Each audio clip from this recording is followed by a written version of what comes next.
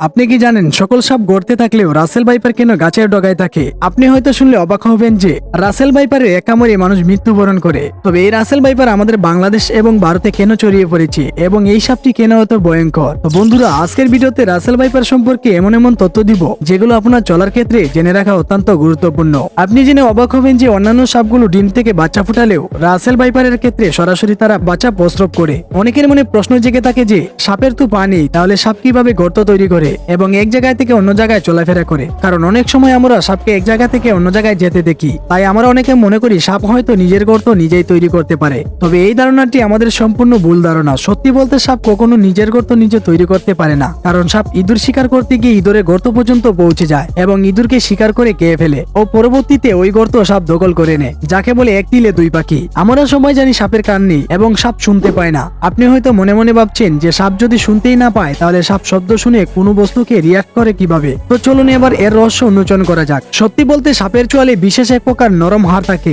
যাকে কলমেলা বলা হয় এবং এই হাড়ের মাধ্যমে সাপ যে কোনো শব্দ অনুভব করতে পারে। বলা যায় যে এই হাড় কানের বিকল্প হিসাবে কাজ করে। সাপ তার মুখের সেই হাড় দিয়ে সামনের যে কোনো কিছুর অবস্থান বুঝতে পারে। তারপর সাপ তার জিহ্বার সাহায্যে শত্রু অথবা শিকারীকে আইডেন্টিফাই করতে পারে এবং সামনে ছোট্ট দুটি ছিদ্র দিয়ে বুঝে নিতে পারে যে তার সামনের শিকারের আকার আয়তন কতটুকু ছোট বা বড়। আর এগুলো দিয়ে সাপ তার চোখ, কান ও নাকের কাজ চালিয়ে নেয়। আপনি কি জানেন বিষাক্ত রাসেল ভাইপার সহ পৃথিবীর সমস্ত সাপ কুলস কেন পরিবর্তন করে? পৃথিবীতে হাজার হাজার প্রকার সাপ বছরে 4 থেকে 5 বার কুলস পরিবর্তন করে থাকে। আর এর প্রধান কারণ হচ্ছে সাপ প্রতিনিয়তই বড় হতে থাকে, তবে তার শরীরের বৃদ্ধির তুলনায় সাপের কুলসের তুলনামূলক বৃদ্ধি পায় না। ফলে সাপের দ্রুত বৃদ্ধির কারণে তার চামড়া এতটাই টাইট হয়ে যায় যে সাপ কোনোভাবেই নড়াচড়া করতে পারে না। এর ফলে সাপ বাধ্য হয়েই শরীর থেকে কুলস ধীরে ধীরে খুলে ফেলতে হয় এবং সাপের অনেক যন্ত্রণাও সহ করতে হয়। আচ্ছা, বিষাক্ত রাসেল ভাইপার যদি আপনাকে তাড়া করে তাহলে আপনি কি তার সাথে দৌড়ে উঠতে পারবেন? এর উত্তর হলো অবশ্যই পারবেন, কারণ রাসেল ভাইপার কোনো দ্রুতগতির সাপ নয়। তবে যদি কোনো কারণে ব্ল্যাক ম্যান্ডা আপনার পেছন নেয় তাহলে কখনোই তার সাথে দৌড়ানোর ভুল করবেন না, কারণ ব্ল্যাক ম্যান্ডা হচ্ছে পৃথিবীর দ্রুতগতির সাপ এবং এরা ঘন্টায় 70 থেকে 100 কিলোমিটার বেগে দৌড়াতে পারে।